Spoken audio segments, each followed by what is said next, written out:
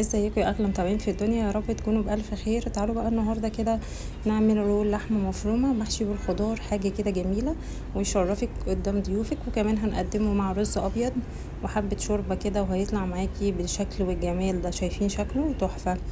كمان ممكن تحشيه اي حشوه انت عايزاها. اول حاجه هنا بنجيب طاسه، بنضيف فيها معلقه كبيره من السمنه او الزبده المتاحه عندك، وبعدين بنزل ببصلايه مبشوره بالشكل ده، وهبدأ بقى هنا ادبل البصلايه شويه لغاية كده اما تدبل معايا علشان اضيف عليها الخضار. شايفين بالشكل ده. طبعا الحشوة هنا ممكن تحشي اي حاجة انت عايزاها، ممكن تحشي ميكس جبن، ممكن تحشي رز كمان بالخلطة، ممكن تحشي سلامي، ممكن تحشي اي حاجة عندك. الحشوة دي اللي يريحك ممكن تحشي بيها الرول ده، وكمان بيبقى حلو جدا وشكله وطعمه جميل.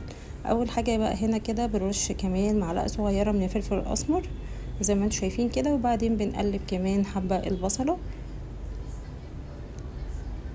شايفين لغاية ما احس كده انها خلاص دبلت معايا، هبدأ بعد كده انزل بالخضار. طبعا احنا ليه بننزل بالخضار على البصل؟ ليه انا ممكن مثلا ما اخدش الخضار على طول واحشي بيه، اللي انا لازم انكه الخضار يبقى ليه فيه طعم كده وحلو، ما يبقاش على طول مثلا اخداه على طول كده وحطاه في الحشوة، مش هيبقى حلو ولا لطيف معاكي. شايفين بعد كده بقلب بقى بالشكل اللي انتوا شايفينه ده البصلة مع الخضار بتاعي بالشكل ده. طبعا الخطوة دي كويسة جدا، وكمان بتدي طعم حلو جدا جدا للخضار. شايفين اهو. بعد كده بقى هنا التتبيلة بتاعة الخضار هتكون نص معلقة من الملح، وهنضيف عليها كمان نص معلقة من البهارات المشكلة، ومش هنضيف اكتر من كده. اهو شايفين انا لما بعمل كده في الطاسة البصل مع الخضار بديله نص تسوية، مش تسوية كاملة، علشان يكمل باقي التسوية مع اللحمة. شايفين بالشكل ده. هنقلب بقى شوية اهو، وهيبقى معايا بعد كده الخضار جاهز. يعني هو مش بياخد غير 3-4 دقايق على البوتاجاز ويكون جاهز معاكي. وبعدين بقى بنسيبه ببولة يبرد شوية علشان اما نحشي بيه اللحمة ما يبقاش سخن. شايفين بالشكل ده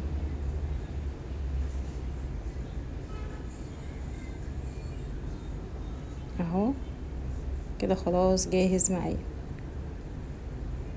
بعد كده بقى هنجيب اللحمة المفرومة بتاعتنا في بولة كده، هنجيب نص كيلو من اللحمة المفرومة بالشكل ده، وهنزل عليه بربع كيلو من اللي المفرومة. محمد تعالى ثواني.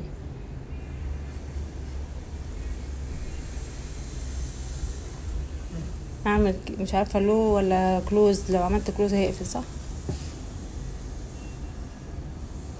وبعدين بقى بنزل عليهم بعد ما ضفنا نص كيلو لحمة مفرومة وضفت عليه ربع ليا مفرومة، هنزل عليه بصلاية مبشورة من غير اي سوائل خالص بنصفيها، وكمان قطع من التوست كده بنزل عليها، بتكون كمان نقعاها في حبة كده من الحليب. وبعدين بنزل عليهم بيضة زي ما انتوا شفتوا كده. وطبعا التوابل بتاعة اللحمة مش هنضيف توابل كتير علشان ما تضيعش طعم اللحمة. بنضيف نص معلقة من الملح، وبنضيف عليها نص معلقة من الفلفل الأسمر، ونص معلقة من بهارات مشكلة. شايفين بالشكل ده. وبعدين بقى هنقعد كده نقلب المكونات كويس جدا لغاية ما تتجانس خالص مع بعض، ويختفي بقى البيض والتوست اللي احنا حاطينه. ممكن كمان تستبدلي التوست بعيش فينو، هتشيلي القشرة بتاعته، وبعدين هتنقعيه في معلقتين 3 من الحليب، وهتسيبيه لغاية ما يتشرب كويس جدا. وبعد كده هتصفيه كويس وتحطيه على اللحمة المفرومة. شايفين بالشكل ده بقى كده انا بقلب كويس جدا جدا علشان يتجانس معايا، وكمان اللحمة تبدأ كده تعمل عرق معايا بالشكل ده. الخطوة دي مهمة جدا علشان الرول يطلع معاكي مظبوط كده ومتماسك، ما يبقاش مفرول معاكي اللحمة اول ما يستوي. لو انتي مش عامله الخطوة دي كويس بيفرول معاكي ويطلع مش متماسك. شايفين بالشكل ده. طبعا بعد ما عجناها كويس جدا جدا هنجيب بقى هنا ورقة زبدة، وهبدأ كده اضيف اللحمة بتاعتي، وهعمل تجويف في قلب اللحمة كده من النص، وبعدين هرفع الجناب بايديا زي ما انتم شايفين كده، علشان اول ما اقفل الرول يبقى سهل عليا في التقفيل. شايفين برفع كده الجناب علشان اول ما احشي الرول ده هعرف اقفله اهو كده.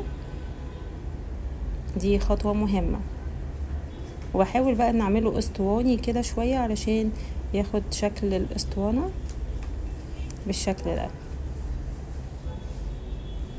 هبدأ بقى اجيب الخضار،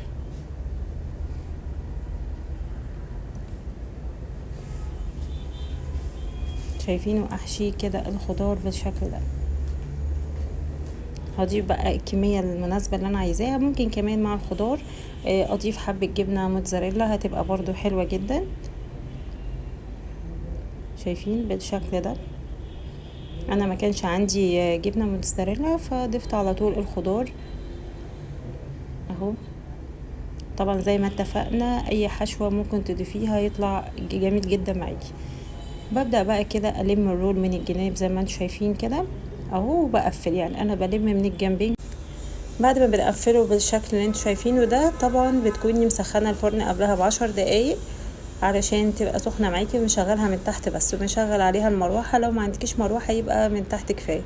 شايفين بقفل كويس جدا كده علشان دي خطوه مهمه، عشان لما يدخل الفرن معاكي ما يبداش يفصل الفتحه دي او يفتح معاكي والخضار يخرج من بره.